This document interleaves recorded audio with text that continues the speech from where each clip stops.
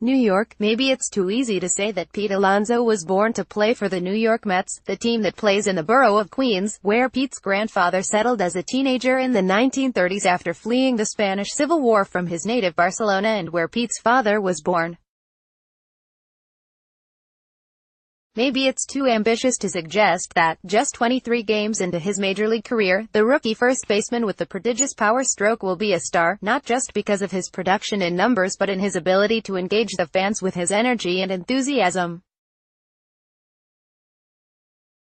Maybe it's simply too much to expect Alonso to keep hitting this way, bashing long home runs and taking a half swing on a two-strike sinker on the outside corner from Jake Arrieta, and still hitting a 98 miles per hour ground ball past the first baseman for an RBI double, and then standing at second base, pumping both fists above his head in celebration. Just a few weeks ago, Alonso was simply battling in spring training to make the opening day roster, a top prospect after leading the minor leagues in home runs and RBIs in 2018, but not a lock to make the team, especially given how teams often hold players back in the minors to save on service time. Alonso raked in spring training, and now he has become one of the biggest stories of the first month of the season, hitting .325 with 8 home runs and 21 RBIs. Maybe it's just a wonderful flash in time. Maybe it's the beginning of something big. It's all happening quickly, but I'm definitely taking the time to take a couple steps back and kind of enjoy everything, Alonso said before Tuesday's game at Citi Field. "So dream to be here, but I'm also enjoying my time here. It's a dream his grandfather won't see." Peter Conrad Alonso died in December at age 95, but he saw his grandson, Peter Morgan Alonso, his dad is Peter Matthew Alonso, play for short season Brooklyn in 2016 and spring training games in 2018. He would no doubt be enjoying the growing legend of Alonso's power. Alonso first showcased that power on a national level with a towering home run in last summer's Futures game, a 415-foot blast with a 46-degree launch angle and 113.6 miles per hour exit velocity. StatCast had never tracked a ball hit that high with that exit velocity. In the Arizona Fall League All-Star Game, he homered off a 103 miles per hour fastball from Blue Jays prospect Nate Pearson.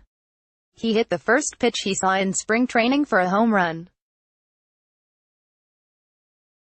Then there was this home run against Atlanta's Johnny Venters on April 11, a 118.3 miles per hour, 454-foot laser to center field that ranks as the hardest hit home run so far in 2019, unmatched power.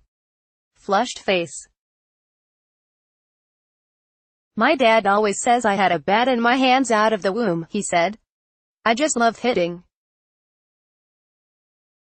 It's something I've worked on a lot, but also it's something I really enjoy. I mean, it's my favorite hobby. It's a job now, but for me, I love it." That joy, combined with the impressive home runs, is a reason he's already becoming a fan favorite. You see the energy, you see his focus, you see his ability to take pitches the right way. This guy brings a lot to the table. He's calling you at night to try to get in the lineup, Mets manager Mickey Callaway said. He was referring to the call this past Saturday when Alonso, who had been hit by a pitch in the game earlier that day, told him he wanted to be in the lineup Sunday against Dakota Hudson, a pitcher Alonso had faced in college. Alonso did play Sunday, and hit a home run off Hudson. "He's here to win. Every single day. And he brings energy like every moment out there on the field," Callaway said. "He's been tremendous so far. It's fun getting to learn who is and what he's all about." Alonso's setup in the batter's box is a little unusual. He holds his hands low, the bat bouncing listlessly off his back right shoulder like an umbrella, waiting for a rainstorm. He does this thing where he takes kind of a checked swing, snapping his hands downward to help create muscle memory. When he does initiate his swing, he rocks gently back and the hands raise up slightly and whip through the zone to unleash some of the best raw power in the game. It's not the setup Alonso has always deployed. When you watch video of him at the University of Florida, his hands are higher, up near his head, and farther from his body, a more conventional look. He had a breakout season his draft year in 2016, but he also spent the season tinkering with his stance. My junior year of college, I call it the 4 stages of Pete, because I had 4 batting stances, Alonso said. In college, because the season is so short, if you go 0 for 6 or something, it means a lot more than it does up here. In other words, a couple of bad games and he might try something different. In pro ball, he soon realized the importance of a consistent setup and approach, being able to play every day. That helps so much. You can't be all over the place. You need some level of consistency, he said. After a solid 36-game debut at Brooklyn in 2016, he struggled at the outset of 2017 for Class A Street. Lucy, going 10 for 70, a .143 average. He credits St. Lucie manager Chad Kreuter for helping him to simplify everything and helping him to remain in a good position to hit.